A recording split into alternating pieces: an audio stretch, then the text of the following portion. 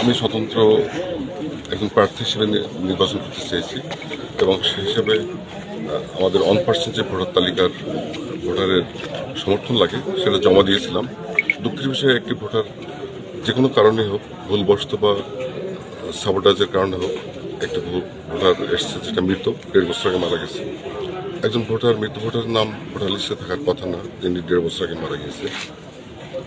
দুঃখের বিষয় সেই ভোটারের নাম এসছে, আর উনি মহিলা।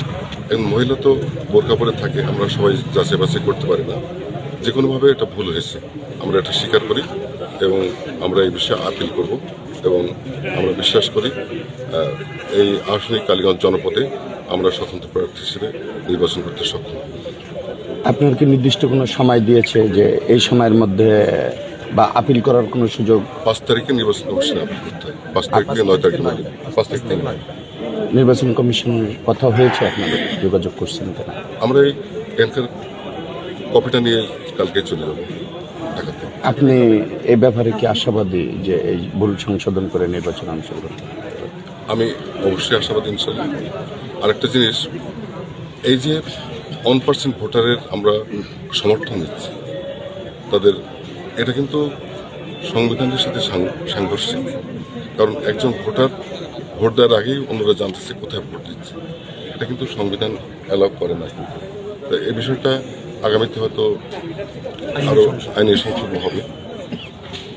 এ ব্যাপারে রিটার্নিং অফিসার যে স্থগিত করেছে, আপনাকে পুরা বিষয়টা বুঝিয়ে দিয়েছে কিনা? হ্যাঁ, কিন্তু বিষয়টা বুঝিয়ে দিয়েছে। আপনি যদি বৈধতা নিয়ে নির্বাচনে অংশগ্রহণ করেন, তাহলে আপনি ওই আসনের মানুষের নিয়ে কি স্বপ্ন দেখেন, মানুষের জন্য কি কাজ করার স্বপ্ন দেখেন? আমি মানুষের সুখে দুঃখে তাদের পাশে থাকতে চাই, এটা হলো বড় আশা।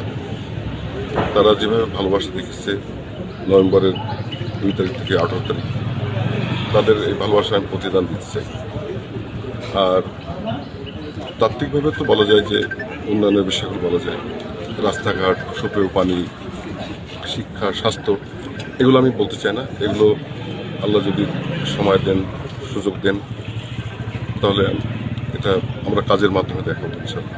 আপনি কেন্দ্রের নির্বাহী কমিটির সদস্য, আপনি স্বতন্ত্র নির্বাচন করছেন। এখন আপনার দল থেকে যদি আপনাকে বহিষ্কার করা হয়, সেক্ষেত্রে আপনি এই স্বতন্ত্র নির্বাচনকে কেন্দ্র করে যদি দল আপনার বিরুদ্ধে কোনো অ্যাকশান নেয়, তো সেক্ষেত্রে কি নির্বাচন থেকে আপনি উঠে আসবেন না, নির্বাচন করবেন জনগণের জন্য? আমরা সাধারণ মানুষের কাছে কমিটেড, তাদের কাছে দায়বদ্ধতা আছে, তাদের পরামর্শ, তাদের